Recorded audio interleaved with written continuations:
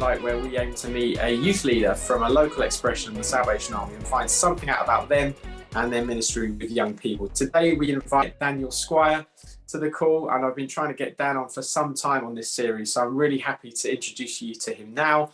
Hi Dan, how are you doing? I'm okay, thanks Matt. I'm good, thank you. Good. And Dan, where are you calling in from? Where are you based at the moment? So I'm based in Aston, Aston Salvation Army. Brilliant, Dan. Really looking forward to getting to know a bit about you and showcase that with people around the country who decide to watch this. But first of all, let's get to know you a bit with My Life in Pictures. So this first picture that's coming up on the screen, Dan, is you in front of a load of food. You're a man with a big appetite. Most definitely, but yeah, I suppose that picture's a drop-in day.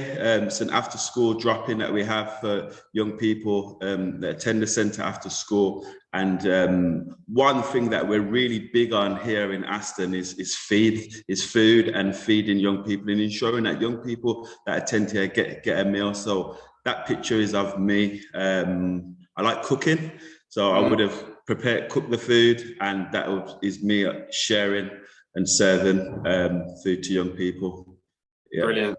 Thank you, Dan. I love that. So pretty much every time you open the doors to young people, there's often food available.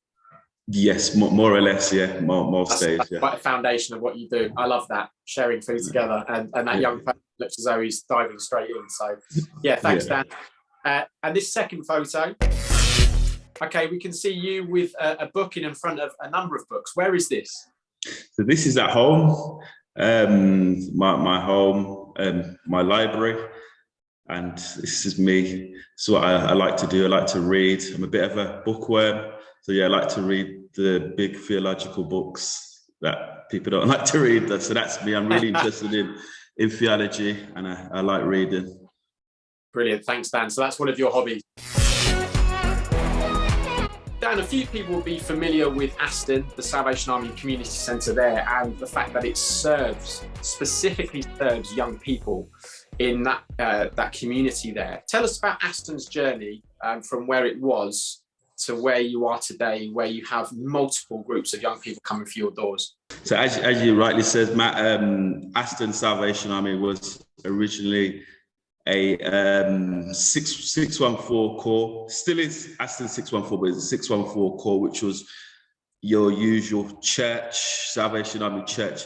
And over the years, it's transitioned into a youth centre. And I think that was mainly based on the needs of the community. There was definitely a need for there to be a space for young people to attend. So yeah, it transitioned from a Salvation Army core, traditional core, to a youth centre where we are now. Brilliant, Dan. And for those who don't know, can you tell us a bit about what the 614 means? So 614 is based on the Isaiah, it's the book of the Bible, Old Testament, Isaiah 61, verse 4. And the scripture says to restore, to renew, and to rebuild. And that is the vision for Aston 614. It's to restore, renew, and rebuild this community. Wow. So that's what it is, basically. You've certainly done that over the years. And I think 614 was an initiative of a love, what was the youth department of the Salvation Army. And you've been a part of that growth and seen Aston become a centre that, as you say, meets the needs of young people and their families in Aston, which I'm right in thinking is a very challenging area. I've been to visit you guys. The work you do is incredible. Your doors are open daily, and you serve people in such a wonderful way. Tell us a bit more about how you do serve those young people and how you do meet their needs. We serve young people in various ways, and for us, there's a lot of activities that happen on a day-to-day. So we are very big on gaming. So we know that young people engage through gaming. We run an arts award, also where young people can get to be more creative if they're interested in singing, dancing, rapping. They get to do an arts award, which is an accredited qualification. We also have a cell group, which is a group where we meet every week with young people, and it's just a space where young people can come and talk about things that are affecting them either in society or personally. We deal with a lot of topics that are affecting young people, and young people can come and have a voice. I think we live in a society where sometimes young people's voices are not heard. So we like to facilitate a space where young people can talk about the things that they're going through. And we also have an opportunity to look about what does their faith say about the things that they're going through? What does the Bible say about what they're going through? So it's a brilliant way to incorporate, our Christian values to what is happening in society. It's brilliant, Dan, because you are what a lot of people would say is a sort of traditional looking youth centre. I mean, you cater for children all the way up to youth. And if anyone was to come into your building, see the sort of pool table, table tennis table, but a really well equipped music studio as well. I mean, what you offer young people really is fantastic. The Arts Awards, as you say, people aren't just going to have fun, which is important, but some of these young people are struggling at school, and you're actually helping them to gain very accredited qualifications through the Arts Award. And I saw a statistic recently that in the past 7 years, local authorities have cut youth expenditure by over £700 million. And what's brilliant with Aston is that you've been there throughout it, and you're still there providing a place, a safe space for young people, not only to have fun, to get accreditation, but you're talking about the Bible. You're bringing spirituality into it. You're bringing the faith into it. It's about just relating to them, meeting them where they are.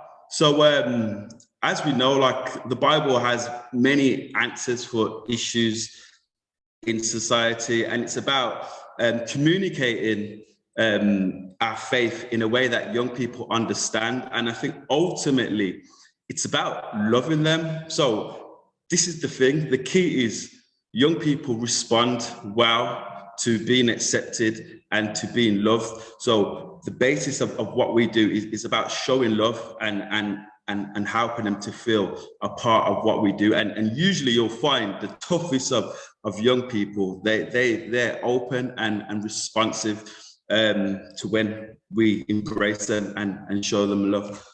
That's amazing, Dan. Tell us, within your years of being there, what have you seen to be the impact on maybe an individual or a young person because of the work you do? So there's one individual specifically that I can think of, and this particular individual, he left school, and I think he kind of struggled with his confidence, and was a bit unsure about what he wanted to do after school. And sometimes the environment that these young people live in, especially in Aston, at times some young people can often not have a lot of aspirations. Not all young people, but some people may not have a lot of aspirations due to just certain stigmas that are attached to living in an area such as Aston. Right. And as a result, some young people may feel that they can't achieve anything in life, or they can't aspire to do anything. And there's one particular individual that I can think of that was struggling with some of these things in terms of aspiration and what he wanted to do for work. And us as a team journeyed with this young person and encouraged him to kind of look for work, and just supported him to the point where this young person has a job. He's actually works now, he's got a job, and he's changed. And I think that is due to just the support and the consistent encouragement and us being there for him and not looking down on him, which is a key thing, because sometimes these young people are looked down on because they're not in employment, but not looking down on him, but respecting him and still just being there for him despite what he's going through. So I think that just that consistency and that support has enabled that young person to go and find a job. And it may seem insignificant, but it's very significant for the young people that come from this area. Yeah. Dan, I love that, because what you've described there is actually the massive impact simply being present has had. What you've described there, and what I know of Aston, it's been there year after year, being present in the lives of young people and their families, to all young people. And what you've done is you've just cheered that young person on, haven't you? As you said, you've been a support network. Yeah, you've helped him see and reach his potential, right? Definitely. And not only that, there's also there's also like the possibility of within this environment, Aston, the possibility of young people falling into crime, to gangs. And I think with some of the work that we're doing is preventing young people from going into that direction. Just us being there and supporting them and encouraging them is almost diverting them from entering into that world. So it's very significant, the work that we're doing, and it will go on to have a massive impact on the lives of young people. And that's just one situation. There's loads of young people that I can give you similar stories about, that have gone on to do great things. Dan, let's talk about that. You work in Aston, which is known to be a very deprived area. And you've just touched on an issue there in and around young people getting involved in a life of crime. What are some of the real pressing issues that young people in your area specifically are facing? That is definitely, like gangs, county lines, it's definitely pressing issues within this area. But I think ultimately there is just a lack of hope. Sometimes there's a lack of sense of hope and aspirations. And I think a lot of that stuff sometimes is a narrative also. I know it exists, but it's also like a narrative that sometimes is fed by the media or whatever. And sometimes it can seem that that's all that happens in Aston, although it is really an issue. But for me, I kind of want to look at the positive. I kind of want to look at the good stuff that's going on. And the more we talk about that, the more we celebrate that, I think it will bring more hope to the lives of young people, because sometimes that's all they hear. That's all they see on the news. It's just the destruction and the gang. And it does exist. Don't get me wrong. It does exist. But I think with the work that we're doing here, we're trying to change that narrative, like bit by bit. We're trying to change that narrative, and we're trying to say, look, there's hope here, there's life here, there's opportunities here for young people. So yeah, that is a pressing issue in Aston. But at the same time, I think with the work that we're doing here, we're doing our bit. We're doing our bit here to try and distract and prevent young people from entering that world.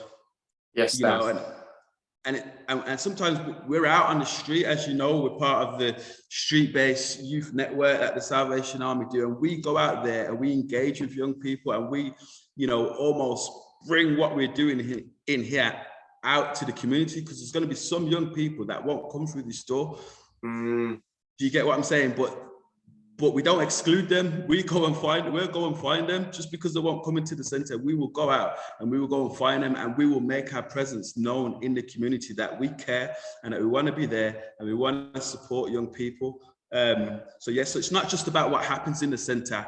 The team here, we will go out undetached, and we'll go and engage with young people out on the streets as well.